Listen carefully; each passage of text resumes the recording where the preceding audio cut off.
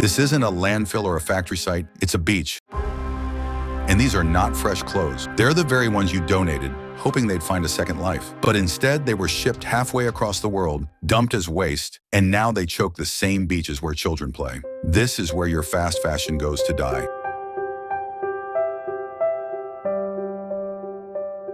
To most of us, donating clothes feels like doing the right thing. You clear out your closet, bag up a few old shirts, maybe that dress you wore once. Then you drop them off at the nearest collection hub because the signboard says, "Give your clothes a second life." But the truth is that second life rarely exists. The world produces 92 million tons of textile waste annually. Out of that, over 15 million garments end up in Ghana's Kantamanto market every week, tightly packed in plastic wrap bales, sealed and unlabeled. Vendors buy them in blind auctions, hoping for resellable items. But 40% of these clothes are stained, torn, and of low quality, which no one can use. It's a business of gambling, one that thousands rely on to survive. But this isn't accidental. It's the result of a system designed to produce too much and dump the excess somewhere else.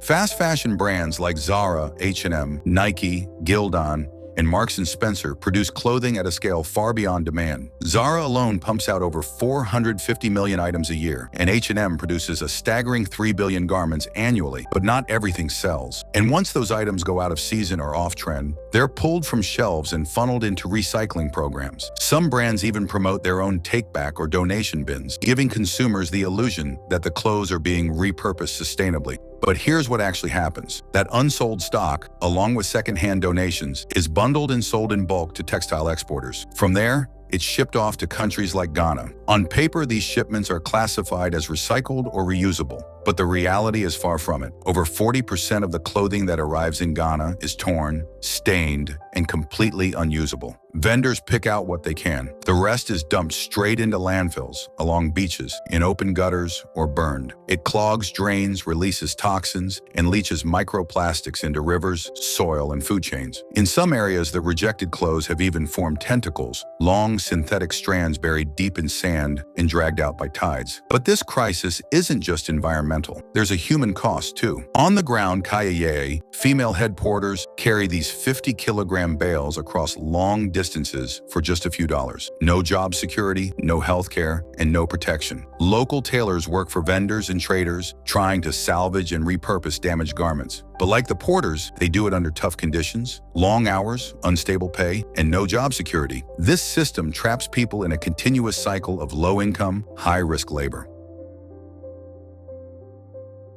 You've probably heard that most clothes can be recycled. Headlines that claim that this latest tech innovation will make fashion circular and more. But the truth is, less than 1% of clothing is ever recycled into new garments. The fact is, a truly efficient recycling technology is still a work in progress, and the overall infrastructure doesn't exist. On the other hand, most garments are made of blended fabrics and are impossible to recycle efficiently. So the system does the next best thing: it ships the problem somewhere else. But the real problem is not poor waste management or inefficient technology. It's the overproduction.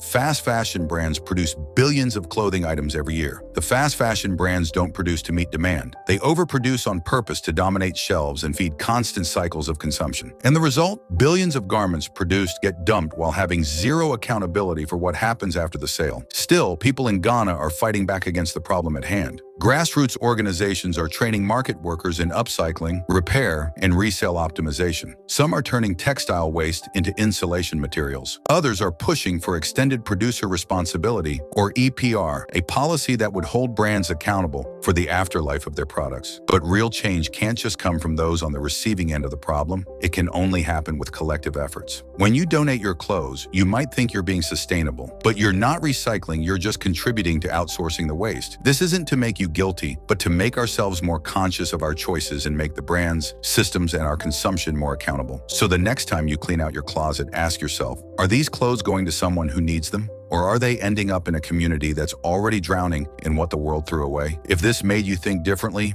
share the video and hit subscribe. Thanks for watching.